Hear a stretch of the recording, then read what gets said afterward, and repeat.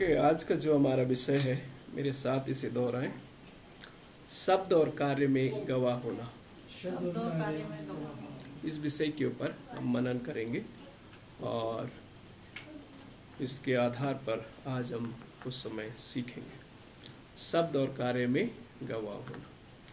जब मैं आपसे बात करता हूँ शब्द और कार्य में गवाह होना, शायद आप लोगों को याद होगा, मुझे आज भी याद है, पुराने समय में अक्सर हमारे बुजुर्ग लोग कहा करते थे और उनकी ये हमेशा उनका कहना होता था कि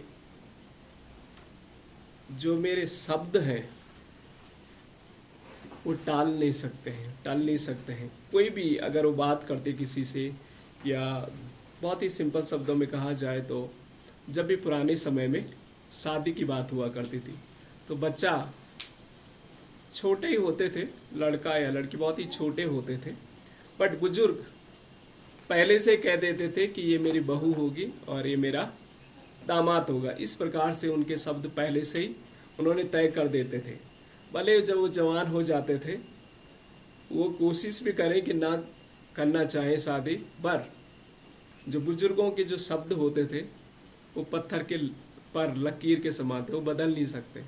और उसमें जो है उन जवान बच्चों को स्वीकार करना ही पड़ता था, यानी उन बातों को उन्हें मानना ही पड़ता था। यानी पुराने लोग जो हुआ करते थे उनके जो शब्द थे वो एक्चुअली बहुत ही स्ट्रांग थे। आज के समय में देखा जाए तो ये हमें मिलता नहीं है।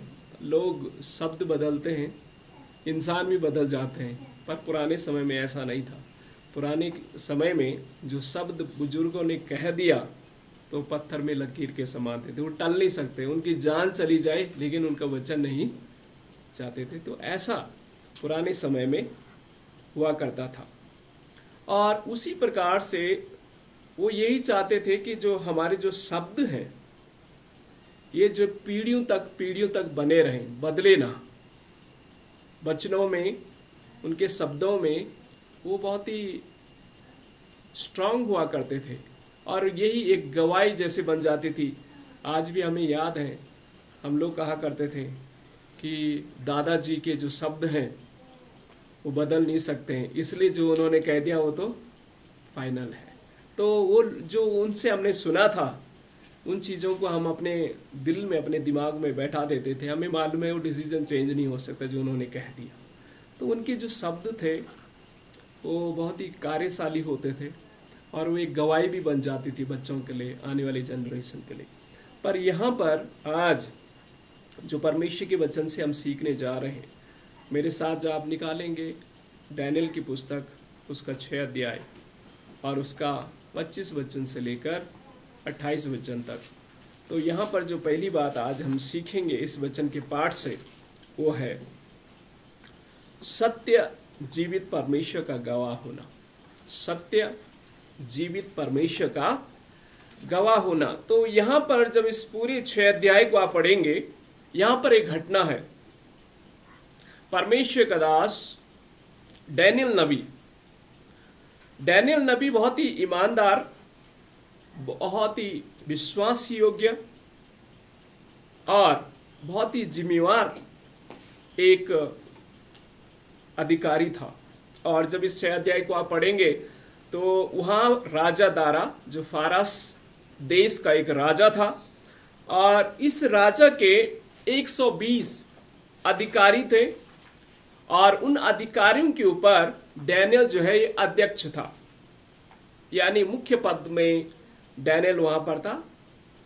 लेकिन डैनियल की विश्वास योग्यता, डैनियल के जीवन को देख करके ये लोग जो है काफी उसे चिढ़ते थे। चिढ़ने का एक कारण था क्योंकि डैनियल बहुत ही ईमानदार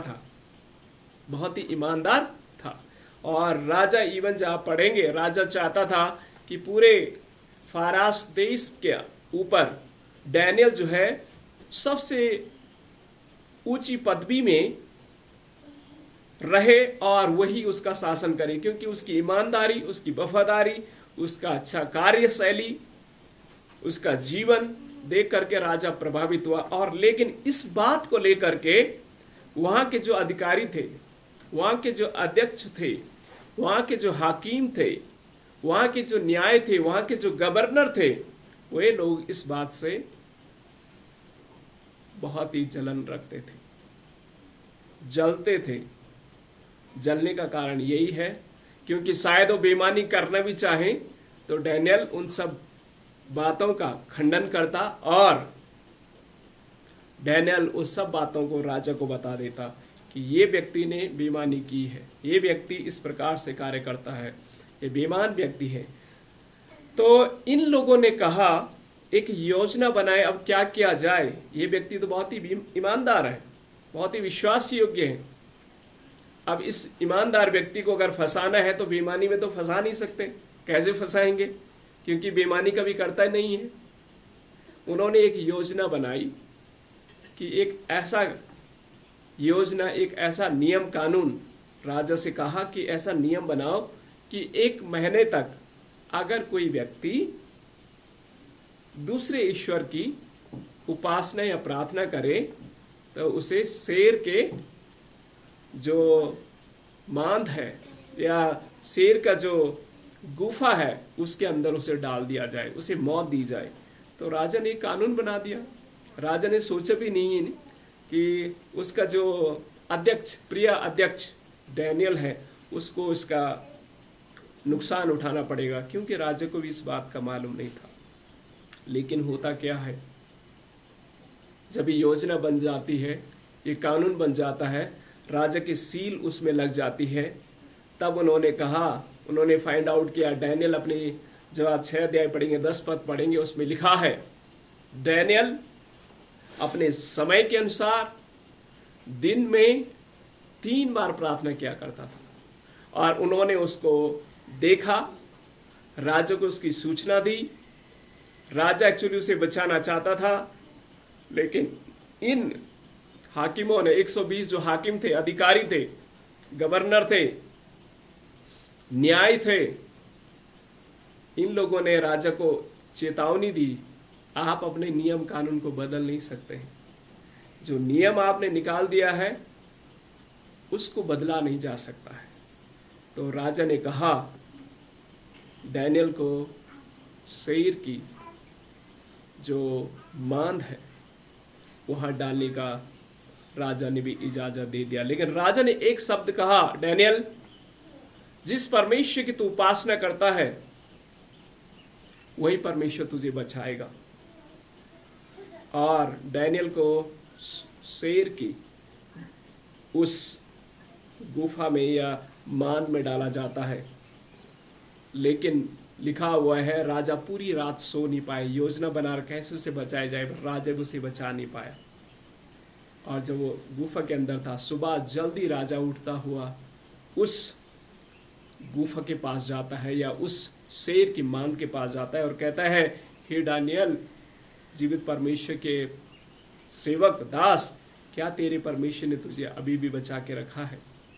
और वहाँ से डैनियल आवाज़ करता है, हे राजा, तू युगानुयुग जिए, मेरा परमेश्वर ने मेरे अंदर कोई भी दोष नहीं पाया, इसलिए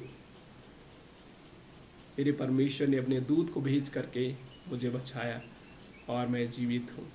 और जब पूरी घटना को आप पढ़ेंगे, डैनियल को वहां से बाहर निकाला जाता है और जिन लोगों ने डैनियल की चुगली करके डैनियल को शेर की उस मांद में डलवाया था, राजा ने आदेश दिया उनके बच्चों को, उनके परिवार के सदस्यों को, सबों को उसी मांद में डाला। और लिखा हुआ है शेरों ने उन्हें नीचे जमीन में भी नहीं गिरने दिया, ऊपर ही उनको फाड़ खा दिया, खत्म कर दिया। यहां पर इन सारी घटनाओं से क्या शिक्षा मिलती है आपको मुझे? सत्य जीवित परमेश्वर का गवाह होना। जब आप और मैं परमेश्वर के एक अच्छे, विश्वास योग्य, ईमानदार सेवक के रूप में खड़े रहते हैं, मुश्किलें आती हैं, परेशानी आएंगी, पर आपको कुछ भी नुकसान नहीं होगा, परमेश्वर आपको बचाएगा, परमेश्वर स्वयं आपको बचाएगा और परमेश्वर आपको बाहर निकालेगा। और मालूम है, जब आप 28 पद पढ़ेंगे, 25 से 28 पद तक पढ़ेंगे, लिखा हुआ है, राजा ने एक ऐसा कानून बना दिया, कहा कि हर एक लोग जितने मेरे देश के अंदर आते हैं, जितने राज्यों में, जितने देशों में मैं राज्य करता हूं, वहां की जितनी भी प्रजा है, डैनियल की परमेश्वर की उपासना करें। आमीन। कितनी बड़ी गवाही। एक गांव नहीं, एक परिवार नहीं, पूरा देश डैनियल की गवाही के द्वारा परमेश्वर के अनुयायी बन गए।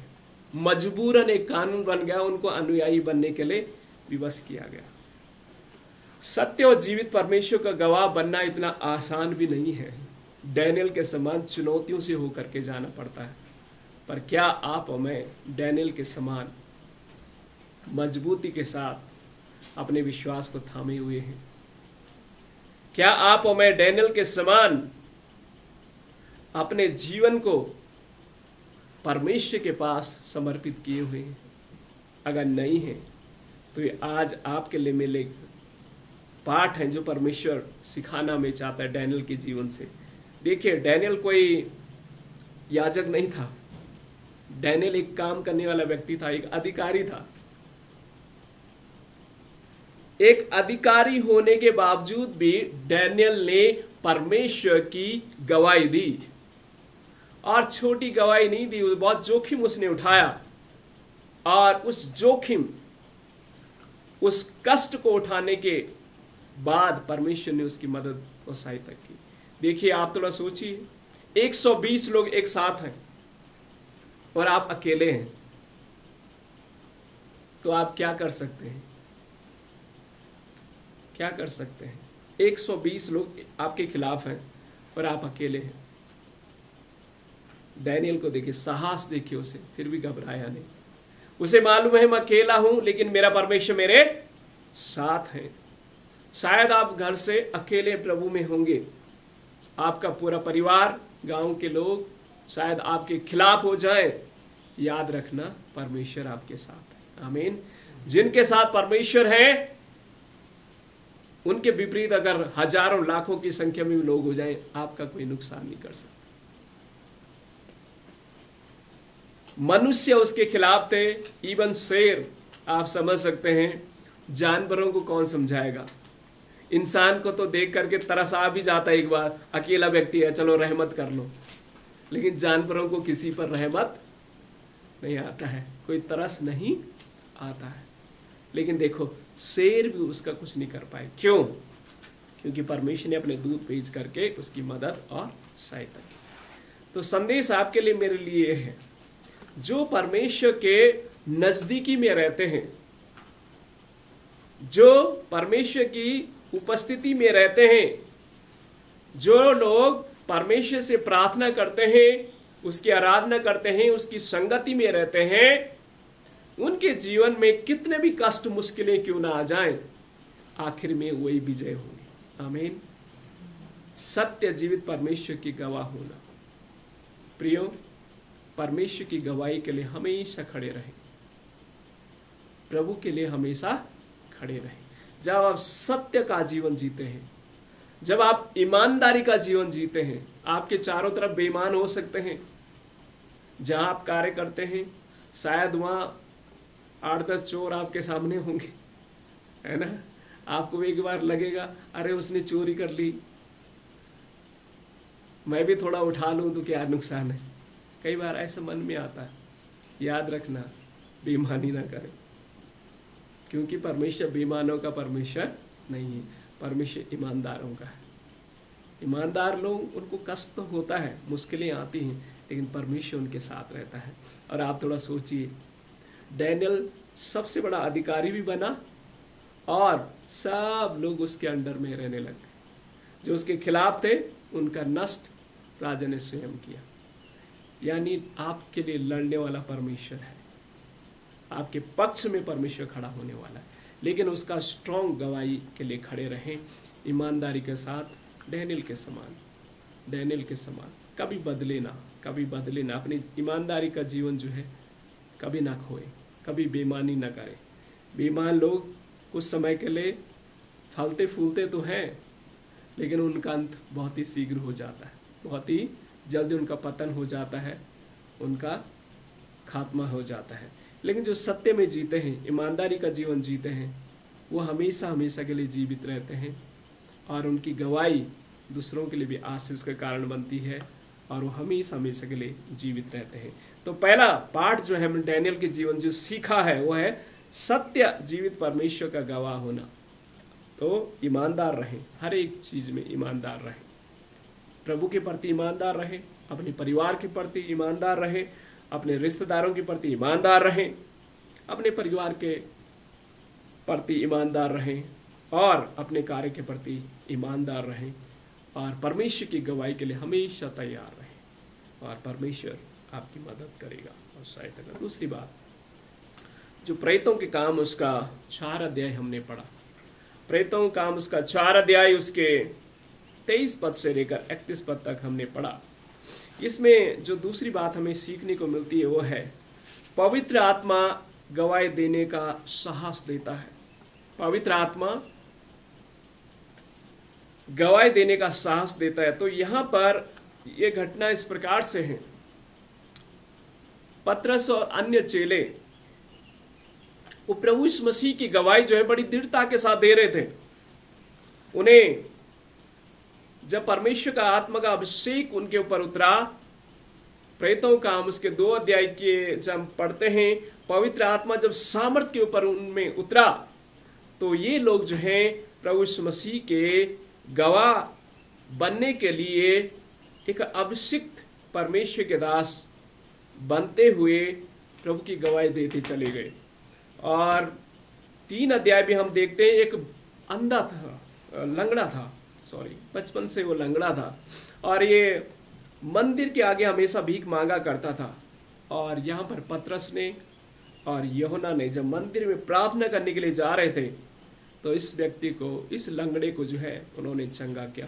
और इस लंगड़े को चंगा करने के बाद जो है एक बहुत बड़ा एक समस्या जैसा वहां पर हो गया, क्योंकि लोग जानते थे, जो भी मंदिर में जाते थे वो जानते थे ये भीख मांगने वाला लंगड़ा है। और ये लंगड़ा दौड़ता हुआ मंदिर में चला गया और सबने उसे देख लिया और ये बहुत बड़ा एक वहां पर गवाही भी हो गई। और फिर लोगों ने उसे पूछना शुरू किया, अरे भाई तुझे ठीक कैसे किया, किसने किया? उसने बताया कि पतरस और यूहन्ना ने। और फिर पतरस और यूहन्ना को पूछने लगे, तुमने ऐसा कैसे किया, कैसे ऐसा हुआ? तो वो लोग खुद गवाही देते, ये हमने नहीं, लेकिन परमेश्वर प्रभु यीशु मसीह के सामर्थ के द्वारा ये हुआ है। और परमेश्वर ने इस लंगड़े को, जो बचपन से लंगड़ा था, परमेश्वर ने इसे ठीक किया है, चंगा किया है। और इस बात की बहुत सारे विरोध जो हैं वहां के लोग करने लगे, बहुत सारा जो उन्हें सताने लगे, उन्हें कष्टों में डालने लगे, उनको जेल में डालने लगे, बंदी गृह में डालने लगे। काफी उन्होंने कोशिश की कि उन्हें रोका जाए, लेकिन यहां पर प्रेरित कहते हैं, क्या हम चुप रहें, प्रभु की गवाही ना दें? आपकी बातें माने या परमेश्वर की बात माने? उन्हें डरा धमका करके उन्होंने बहुत कोशिश की उन्हें रोकने की, लेकिन वो रुके नहीं, प्रभु की गवाही देते रहे। वो साहस बल कहां से उनके ऊपर आए? जब प्रभु यीशु मसीह पकड़वाए गए थे, पतरस, उसके जो और अन्य शिष्य थे, सब भाग करके चले गए, डर गए, हमारा भी ऐसा ना हो जाए जैसे हमारे गुरु का हुआ। लेकिन जब परमेश्वर का आत्मा का अभिषेक उनके ऊपर हुआ तो सामर्थ उनको मिली और प्रभु की गवाही जो है बड़ी दृढ़ता के साथ वो देते चले गए और रुके नहीं। और उसी गवाही के वजह से वहाँ पर बहुत सारे सताव का सामना भी नहीं करना पड़ा, पर फिर भी वो परमेश्वर की गवाही देते रहे। तो दूसरी बात आप मैं यहाँ पर जो सीखते हैं, पवित्र आत्मा गवाही देने का साहस देता है। परमेश्वर का आत्मा जो है वो हमें साहस देता है, गवाही देने के लिए बल देता है, गवाही देने के लिए हमें प्रेरित करता है। मुझे आज भी याद है जब मैं शुरू शुरू में प्रभु को मैंने स्वीकार किया, बड़ी साहस के साथ, बड़े उत्साह के साथ। हम उस समय हार्डली मेरी एज ज़्यादा 17-18-19 साल की होगी, और मैं और मेरे दोस्त हम लोग मंदिरों में जा करके परमेश्वर का प्रचार करते थे। कोई डर नहीं, मंदिर में जा करके पुजारियों को परमेश्वर का सुसमाचार सुनाना। हमें मालूम है कि हमें वहाँ से डांट फटकार मिलेगी, लेकिन फिर भी डरते नहीं थे, साहस के साथ जाते थे, बड़े उत्साह के साथ। और जब भी हमें अपॉर्चुनिटी मिलती थी, हमेशा तब तक चैन नहीं मिलता था जब तक परमेश्वर की गवाही ना हम दे दें। तो ये परमेश्वर का आत्मा हमें देता है साहस, परमेश्वर का आत्मा हमें वो साहस देता है गवाही देने के लिए। अभी हाल में ही जब हम आ रहे थे, केरल से वापस आ रहे थे, तो ट्रेन में एक व्यक्ति था, उसका जो पैर जो है इतने से नीचे, दोनों पैर, उसका टाइफाइड बिगड़ने के कारण जो पैरालाइज टाइप का हो गया। काफ़ी ऑलमोस्ट 6 मंथ अभी हॉस्पिटल में ही ट्रीटमेंट चल रहे थे। तो हमने उसे गवाही बताई कैसे परमेश्वर चंगा कर सकता है, और प्रार्थना भी उस व्यक्ति के लिए हम लोगों ने की है। तो जब भी आपको मुझे भी अपॉर्चुनिटी मिले, गवाही देते रहें। ये काम किसका है? हम हर एक का है। प्रभु यीशु मसीह गवाही देने का काम किसका है? हम हर एक का काम है कि हम उसकी गवाही दें। और काम करना किसका काम है? परमेश्वर। आप क्या सोचते हैं कि पतरस ने और यूहन्ना ने उसे ठीक किया, उस जन्म के लंगड़े को? क्या वो कर सकते थे? नहीं, उन्होंने नहीं किया। ठीक करने वाला कौन था? परमेश्वर। ठीक करने वाला परमेश्वर है, क्योंकि पतरस और यूहन्ना स्वयं कहता है कि यीशु नासरी के नाम से चल फिर। उन्होंने ये नहीं कहा पतरस के नाम से, यूहन्ना के नाम से चलो, नहीं, यीशु नासरी के नाम से। प्रियो, आज आप और मैं परमेश्वर की गवाही देते रहें, प्रभु के बारे में दूसरों को बताते रहें। बहुत सारे संसार में बहुत सारी परेशानी में लोग पड़े हुए हैं, विभिन्न प्रकार के रोगों में, कष्टों में लोग पड़े हुए हैं।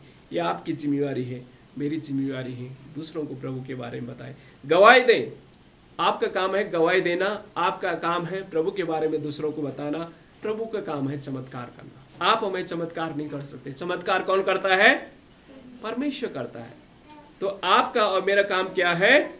आप गवाही दें, साहस के साथ दें, और परमेश्वर काम करेगा। तो दूसरी बात हमने ये सीखी, पतरस के जीवन से सीखें और यूहन्ना के जीवन से सीखें, प्रेरितों के जीवन से सीखें। गवाही देते रहें। काम कौन करेगा? परमेश्वर करेगा, और चंगाई परमेश्वर देगा, या लोगों को परमेश्वर ठीक करेगा। अगले भाग में बढ़ना चाहता हूँ। इफिसियों की पत्री, उसका 2 अध्याय हमने पढ़ा, उसके 11 पद से लेकर 22 पद तक। यहाँ पर जो तीसरी बात हमें सीखने को मिलती है वो है, सुसमाचार सभी लोगों का परमेश्वर से मेल कराती है। सुसमाचार सभी लोगों का परमेश्वर के साथ क्या कराती है? मेल कराती है। और इस बात को प्रेरित पौलुस इफिसियों की कलीसिया में इस बात को कह रहा है कि सुसमाचार सभी लोगों का परमेश्वर से मेल कराते हैं। प्रियो, यहाँ कलीसिया, इफिसियों की कलीसिया में विभिन्न प्रकार के लोग थे। इफिसियों की कलीसिया जो थी वो काफ़ी समस्या भी वहाँ पर थी, क्योंकि इफिसुस जो शहर था काफ़ी विकसित था, वो क्षेत्र काफ़ी विकसित था। वहाँ पर व्यापार के लिए लोग आया करते थे, बिजनेस का हब वहाँ पर था। कुरिन्थियों, इफिसियों ये बिजनेस के हब थे। यहाँ पर लोग अलग अलग जगहों से यहाँ पर लोग आते थे और यहाँ पर लोग रहते थे। और यहाँ पर एक अच्छा अपॉर्चुनिटी प्रेरित पौलुस ने पाया, और हर एक लोगों को सुसमाचार उसने वहाँ पर सुनाया, और वहाँ पर कलीसिया की स्थापना हुई। अब यहाँ पर यहूदी लोग भी थे, यहाँ पर अन्य जाति लोग भी थे, और वहाँ पर कई बार खतना के रिगार्डिंग भी लड़ाई झगड़ा होते थे। यहूदी, गैर यहूदी, जाति, समुदाय, कम्युनिटी, इनके बीच में लड़ाई झगड़ा का एक माहौल, एक वातावरण वहाँ पर था। लेकिन प्रेरित पौलुस कहता है सुसमाचार सभी लोगों को मेल मिलाप कराती है। आप यहूदी हो सकते हैं, आप यूनानी हो सकते हैं, आप अन्य जातीय समुदाय के हो सकते हैं, लेकिन प्रभु यीशु मसीह हम सबों को क्या करता है? एक बनाता है। हम उसके परिवार के सदस्य हैं, उसने हमें चुन लिया है, हम उसके लेपालक, पुत्री और पुत्र हैं। अब हम कोई यहूदी नहीं है, कोई गैर यहूदी नहीं है, हम सब मसीह में क्या है, एक है। तो प्रियो, आज आप और मैं भी इस पाठ को परमेश्वर सीखें, क्योंकि प्रभु यीशु मसीह कहता है कि मैं इस संसार के जगत में आया ताकि जो कोई मुझ पर विश्वास करे नाश न हो परंतु अनंत जीवन पाए। वो जगत के लिए आए, किसी पार्टिकुलर जाति और धर्म के लिए नहीं आए, सिर्फ यहूदियों के लिए नहीं आए, सिर्फ क्रिश्चियन के लिए नहीं आए, पूरी जगत के लिए आए। जगत में सब लोग पाए जाते हैं, है ना।